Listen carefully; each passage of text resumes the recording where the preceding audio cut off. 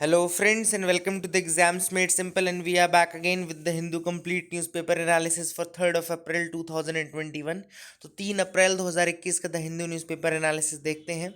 शुरू करने से पहले आज के सवाल देखते हैं जिनके जवाब आपको देने हैं। पहला सवाल है, Talcher thermal power plant sometime seen in news is located in. Talcher thermal power plant इनमें से कहाँ लोकेटेड है? Options are A Orissa, B Jharkhand, C Maharashtra या D Madhya Pradesh. Question number 2 is Thol Pavakuthu is a ritual art popular in which of the following state? इनमें से कौन से state में थोल पावाकुथु फेमस है? Options are A Kerala, B Karnataka, C Tamil Nadu या D Andhra Pradesh. Question number 3 is Stockholm plus 50 is a high level meeting that will primarily focus on which of the following areas? Stockholm plus 15 में से किस पे फोकस करेगा? Options are A arms control and disarmament, B counter terrorism and cyber security, C artificial intelligence and crypto currency या D environmental conservation. So these are the 3 questions for you today. Please do try to answer these questions in the comment section below. Answers आप करिए, attempt करिए। मैं आपको front page की news items बता करके ये सारे आंसर्स बता दूंगा, ठीक है ना। तो सबसे पहले आज के फ्रंट पेज से कुछ न्यूज़ आइटम्स जो मैंने दूसरी वेबसाइट्स और इन सब जगहों से निकाले हैं तो वो देख लेते हैं, जो कि हिंदू में अमूमन नहीं मिल पाते हैं कई बार। सो पहली न्यूज़ है, a new report titled forest governance नाम की एक रिपोर्ट आई है, forest governance by indigenous and tribal people. याद रखिएगा ये रिपोर्ट किस नाम से आई है? Forest governance by indigenous and tribal peoples, this is the name of the report. It has been released by the food and agriculture organisation. किसने ये रिपोर्ट निकाली है? फूड एंड एग्रीकल्चर ऑर्गेनाइजेशन ने ये रिपोर्ट निकाली है। एंड इसके साथ जो फाओ तो है ही, फाओ के साथ साथ एक और ऑर्गेनाइजेशन, इसको बोलते हैं fund for the development of indigenous peoples of Latin America and Caribbean, FILAC बोलते हैं, ठीक है ना। Fund for the development of indigenous people of Latin America and Caribbean. इस रीजन में एक्चुअली डिफॉरेस्टेशन और इनको रोकने के लिए काफ़ी अब किया जा रहा है, प्रयास किया जा रहा है। काफ़ी ज़्यादा डिफॉरेस्टेशन इस रीजन में हुआ है, तो उस कारण से यहाँ की ये ऑर्गेनाइजेशन फिलैक है, यानी कि fund for the development of indigenous people end of Latin America and Caribbean. And आपका फाओ यानी कि फूड एंड एग्रीकल्चर ऑर्गेनाइजेशन, जो कि यूएन की एक बॉडी है, इन दोनों ने मिलकर के रिपोर्ट निकाली है, forest governance by indigenous and tribal peoples नाम की, ठीक है ना। दूसरी जो न्यूज़ है वो है first animal vaccine against the novel corona virus. अभी तक हम लोग वैसे तो कोवावैक्स और नोवावैक्स ये सब खूब देख लिया हम लोगों ने, तो अब है first animal vaccine against the novel corona virus, ठीक है ना। तो ये किसने बनाई है? ये बनाई है आपके रशिया ने बनाई। So this is the thing which you should remember is that कि Russia has made a new vaccine for the animals. Novel corona virus की जो वैक्सीन है for the animals, this has been made by the Russians. तो ये आप याद रखिएगा, ठीक है ना। और अगर आपसे पूछे कि पहली एनिमल वैक्सीन कोरोना की किस कंट्री ने बनाई, तो रशिया ने बनाई। And it was announced by the countries agriculture safety watchdog. Agriculture safety watchdog है रशिया का, रोसेल खोजनाट्जोर, ठीक है ना। याद रखिएगा, this is the name of the body जिसने कि अनाउंस किया था कि कौन सी वैक्सीन बनी है, ठीक है ना। आगे थर्ड न्यूज़ देखो, department of scientific and industrial research promoting innovations in individual startups and MSMEs, DSIR prism नाम की एक स्कीम है। This is a very very important thing जो कि आपको पता होना चाहिए। क्या नाम है? Department of scientific and industrial research. Department of scientific and industrial research की एक स्कीम है प्रिज्म नाम से। प्रिज्म का फुल फॉर्म क्या है? Promoting innovations in individuals startups and MSMEs. क्या नाम है? Promoting innovations in individuals, startups and MSMEs. This is a scheme under Department of Scientific and Industrial Research. It has been there. इसके regarding एक awareness campaign था जो कि launch किया गया आईआईटी दिल्ली में। लेकिन डीएसआईआर प्रिज्म जो स्कीम है, it has been very instrumental in providing support to individual innovators. जो इंडिविजुअल इनोवेटर्स हैं उनको काफ़ी ज़्यादा सपोर्ट ये डीएसआईआर प्रिज्म के थ्रू मिलता है। And this helps in enabling the inclusive development of India. Obvious सी बात है, ये सारी चीज़ें इंक्लूसिव डेवलपमेंट में हेल्प करेंगी। अब प्रिज्म है क्या बेसिकली? तो prism extends its support to any citizen of the country through direct benefit transfer in the core technology areas. तो प्रिज्म क्या करता है कि कोर टेक्नोलॉजी एरियाज में इंडिविजुअल्स के लिए डायरेक्ट बेनिफिट ट्रांसफर करता है और उनको उनके अंदर इनोवेशन अगर है तो उसको प्रमोट करने की कोशिश करता है। अब ये आपकी कोर टेक्नोलॉजी एरियाज कौन कौन से हो गए? जैसे कि वाटर अफोर्डेबल हेल्थ केयर हो गया, वाटर हो गया, अफोर्डेबल हेल्थ केयर हो गया, ग्रीन टेक्नोलॉजी हो गया, सीवेज मैनेजमेंट हो गया, इंडस्ट्रियली यूटिलाइजेबल स्मार्ट मटेरियल्स हो गया, क्लीन एनर्जी हो गया, वेस्ट टू वेल्थ हो गया। These are the programmes, these are the projects. अगर इन प्रोजेक्ट्स में अगर आप इनोवेशन करने की कोशिश कर रहे हो तो फिर आपको प्रिज्म के थ्रू सपोर्ट मिलेगा। प्रिज्म किसकी स्कीम है? Department of science, department of scientific and industrial research. याद रखिएगा, department of scientific and industrial research, this is a very important thing, और इसी के अंतर्गत ये किया जाएगा, ठीक है ना। आगे देखें, India falls 28 spots in the 2021 global gender gap report. तो ग्लोबल जेंडर गैप रिपोर्ट में इंडिया 28 स्पॉट नीचे गिर गया और इंडिया की रैंकिंग 240 हो गई है। Now India's ranking is 240। अब आप समझ सकते हैं पहले इंडिया की रैंकिंग क्या थी। पहले इंडिया की रैंकिंग थी 140 हो गई, सॉरी 240 नहीं, 140 हो गई है। पहले इंडिया की रैंकिंग 112 थी, 112 आउट ऑफ 153 कंट्रीज, ठीक है ना। तो 140 रैंक पर इंडिया आ चुका है in the global gender gap index of 2021। और ये निकालता कौन है? तो वर्ल्ड इकोनॉमिक फोरम इसको निकालता है, द वर्ल्ड इकोनॉमिक फोरम इसको निकालता है। और इसकी रैंकिंग में 28 स्टेप नीचे गिर गया है इंडिया, 112 से 140 पर आ गया है, 112 से 140 पर आ गया है। And India was the third worst performer in South Asia. South Asia region में थर्ड वर्स्ट परफॉर्मर था इंडिया जेंडर गैप रिपोर्ट में, जेंडर गैप इंडेक्स में, आफ्टर अफगानिस्तान एंड पाकिस्तान। मतलब कि अफगानिस्तान और पाकिस्तान के बाद इंडिया ही वर्स्ट परफॉर्मर था। साउथ एशिया में जो बेस्ट परफॉर्मर था वो बांग्लादेश था। Bangladesh has topped the region, तो ये भी आप याद रखिएगा, ठीक है ना। अब इस इंडेक्स के अंतर्गत देखो मेजरमेंट का क्राइटेरिया क्या होता है। चार डायमेंशंस होते हैं जिनमें की वर्ड जेंडर गैप रिपोर्ट निकाली जाती है। पहला है इकोनॉमिक पार्टिसिपेशन एंड अपॉर्चुनिटी, याद रखिएगा, ये भी इंपॉर्टेंट है, याद रखिएगा। इकोनॉमिक पार्टिसिपेशन एंड अपॉर्चुनिटी पहला है, एजुकेशनल अटेनमेंट दूसरा है, हेल्थ एंड सर्वाइवल तीसरा है, एंड पॉलिटिकल एम्पावरमेंट चौथा है। याद रखिएगा, इकोनॉमिक पार्टिसिपेशन एंड अपॉर्चुनिटी पहला, एजुकेशनल अटेनमेंट दूसरा, हेल्थ एंड सर्वाइवल तीसरा, एंड पॉलिटिकल एम्पावरमेंट चौथा, ठीक है ना। तो इनको ट्रैक किया जाता है और इंडिया 140th स्पॉट पे आ गया out of 156 countries. Last year India 112 पे था आउट ऑफ 153 कंट्रीज, ठीक है ना। तो these are the things which are very very important. I hope you got clarity, आपको समझ में आ गया होगा, इनको याद रखिएगा, ठीक है ना। This is very very important. आगे आज मैप ऑफ द डे में हम देख लेते हैं पैसिफिक आइलैंड्स, पैसिफिक ओशन के जो भी आइलैंड्स हैं। अब सबसे पहले आपको ये पता होना चाहिए कि पैसिफिक ओशन के जो आइलैंड्स हैं वो 3 इंपॉर्टेंट पार्ट्स में डिवाइडेड है। पहला है आपका माइक्रोनेशिया, दूसरा आपका पॉलिनेशिया, एंड तीसरा आपका मेलानेशिया। याद रखिएगा, Micronesia, Polynesia and Melanesia, these are the 3 parts जो कि आपके पैसिफिक ओशन में लाई करते हैं। सबसे पहले तो ये 3 याद रखिएगा, ठीक है। अब ये जितने भी आइलैंड्स हैं आपके, जो भी इंपॉर्टेंट लोकेशंस हैं आपके, ये पैसिफिक आइलैंड्स जो हैं ये लाई करते हैं इन्हीं 3 पार्ट में, ठीक है ना। तो सबसे बड़ा जो पार्ट देख रहे हो, आपको दिख रहा होगा पॉलिनेशिया वाला पार्ट सबसे बड़ा दिख रहा होगा। पॉलिनेशिया वाले पार्ट में क्या क्या आता है, जैसे कि तुवालू आ गया पॉलिनेशिया में, समोआ आ गया, कुक्स आइलैंड आपको दिख रहा होगा यहाँ पे, ठीक है ना। तो ये देखो यूपीएससी कैसे क्वेश्चन पूछेगा, यूपीएससी आपसे क्वेश्चन पूछेगा कि ये आपका पर्टिकुलर आइलैंड का नाम दे देगा, वो पूछेगा ये कहाँ पर है। फॉर एग्जांपल दे सकता है जैसे टोंगा आइलैंड्स कहाँ पर है, या तो सिंपल क्वेश्चन पूछ लेगा टोंगा कहाँ पर है और 4 ओशियंस के नाम लिख देगा कि अटलांटिक ओशियन, आर्कटिक ओशियन, या पैसिफिक ओशियन, या इंडियन ओशियन, ऐसा इस तरीके से लिख देगा। सिंपल क्वेश्चन, बहुत सिंपल क्वेश्चन हो जाएगा।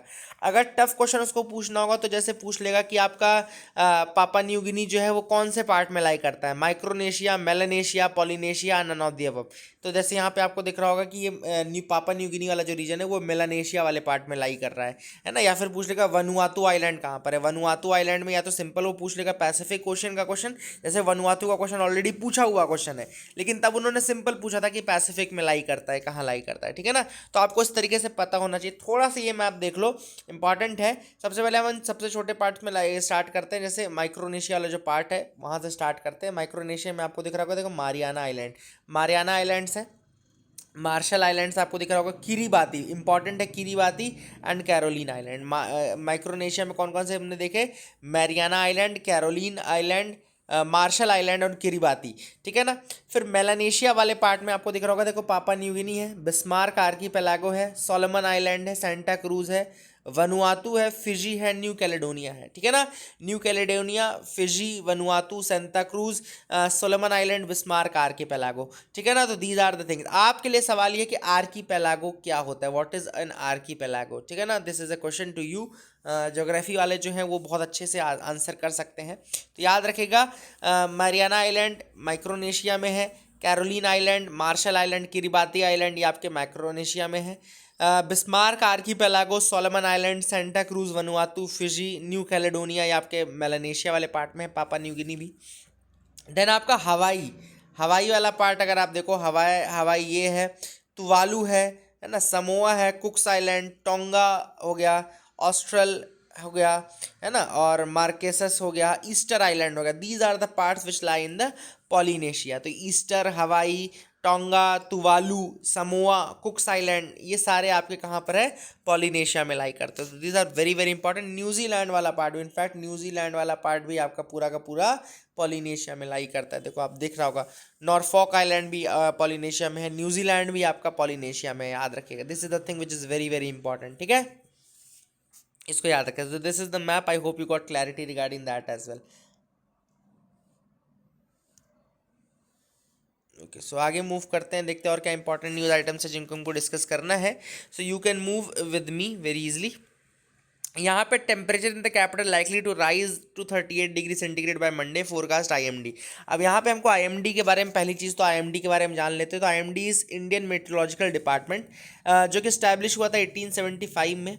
It is an agency of the ministry of earth sciences of the government of India. तो ministry of earth sciences of the government of India की एक एजेंसी है, and it is the principal agency responsible for meteorological observations, weather forecasting and seismology.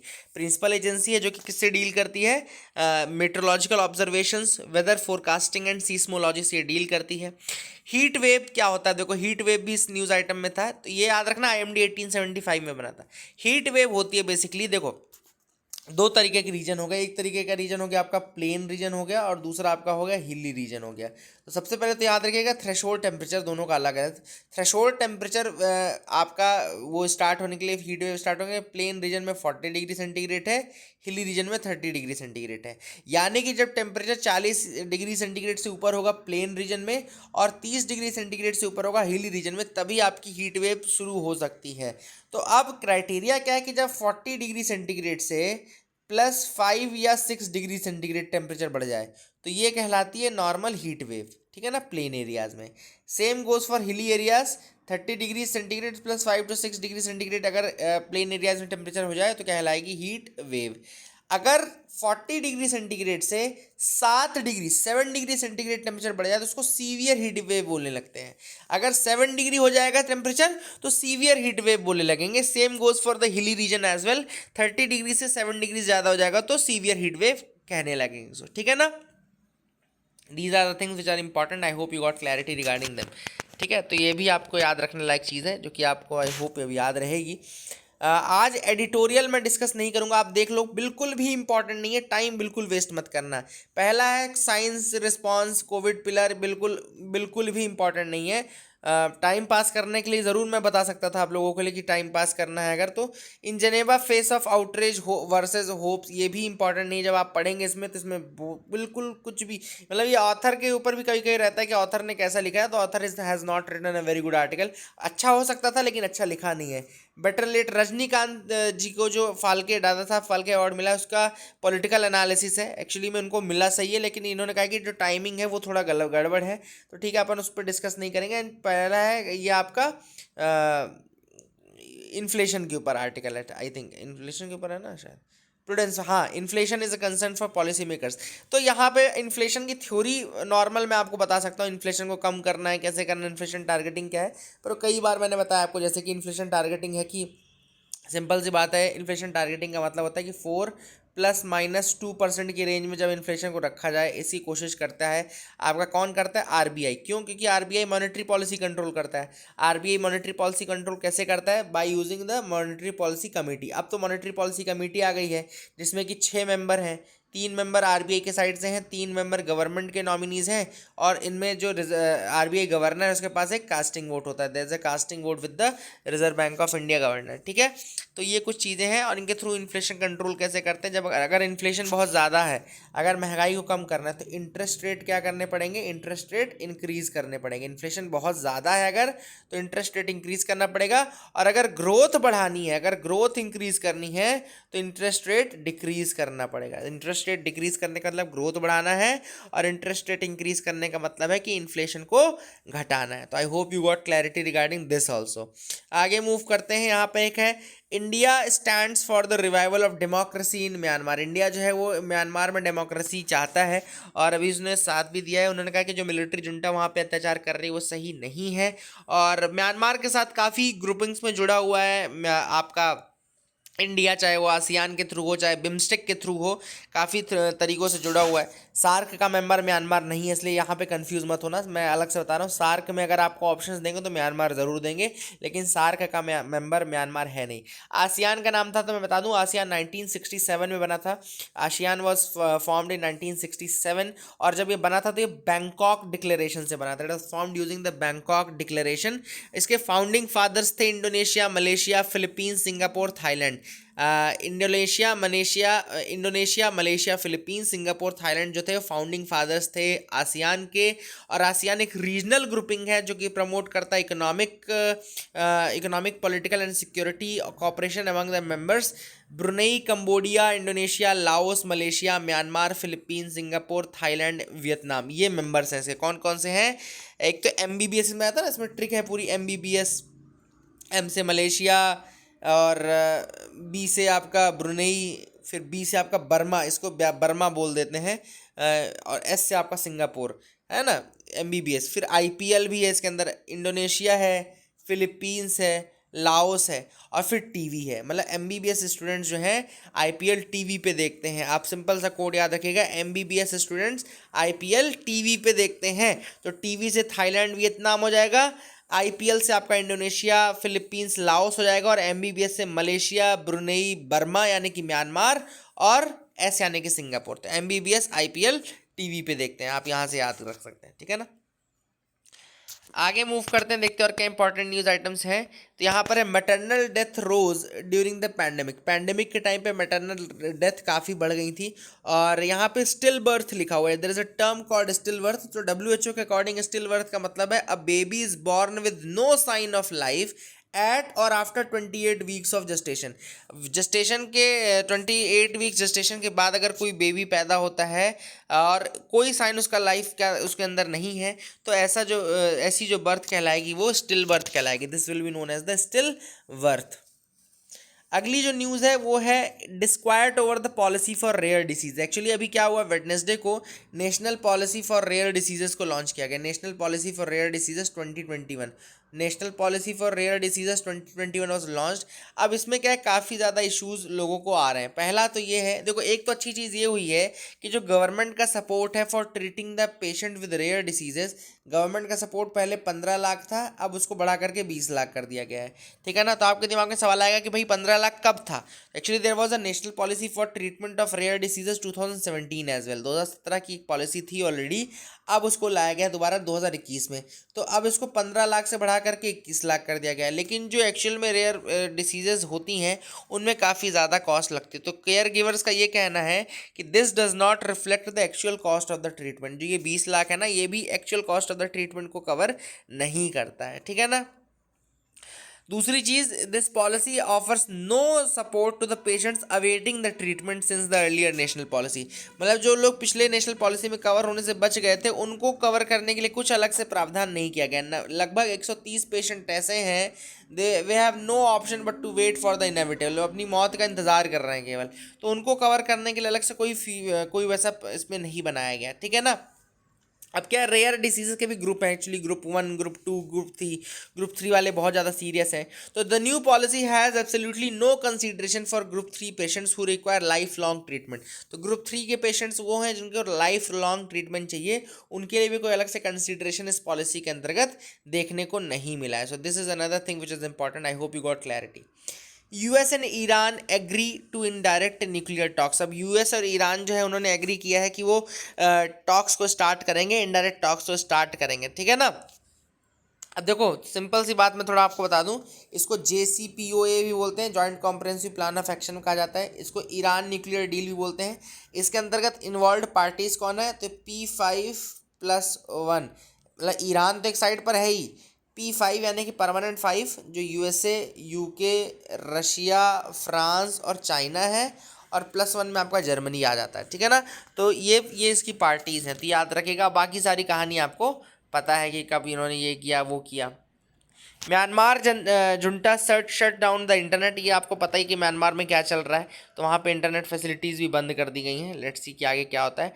यहाँ पे sports में एक important news है, जी are Vishwanath cricketer को मिला है क्या, life time achievement award. Of Sachin Tendulkar, MS Dhoni, Mithali Raj को 2021 का स्पोर्ट स्टार एसेज अवार्ड मिला है, स्टार स्पोर्ट्स एसेज अवार्ड मिला है। गुंडप्पा जी विश्वनाथ को क्या मिला है, आपका लाइफ टाइम अचीवमेंट अवार्ड दिया गया है। आज के क्वेश्चंस के आंसर्स मैं आपको बताता हूँ जो मैंने पूछे थे। Let me tell you the answers for the questions आज टुडे। पहला सवाल मैंने पूछा था तालचेर थर्मल पावर प्लांट कहाँ पर है, तो ये उड़ीसा में है, ए विल बी द आंसर। थोल पावाकूथू कहाँ का है, तो केरला का। एक्चुअली में ये शैडो पपेट्री है जो कि केरला में होती है। स्टॉकहोम +50 किससे रिलेटेड है, तो इन्वायरमेंट से। एक्चुअली 1972 में स्टॉकहोम कॉन्फ्रेंस हुआ था जो कि सस्टेनेबल डेवलपमेंट इससे इन्वायरमेंट से रिलेटेड हुआ था 1972 में। अब अभी उसके 50 साल होने वाले हैं, इस कारण से स्टॉकहोम +50 भी इन्वायरमेंट कंजर्वेशन से रिलेटेड है। So these are the questions and answers for you. That is it for the day. Thank you and have a nice day.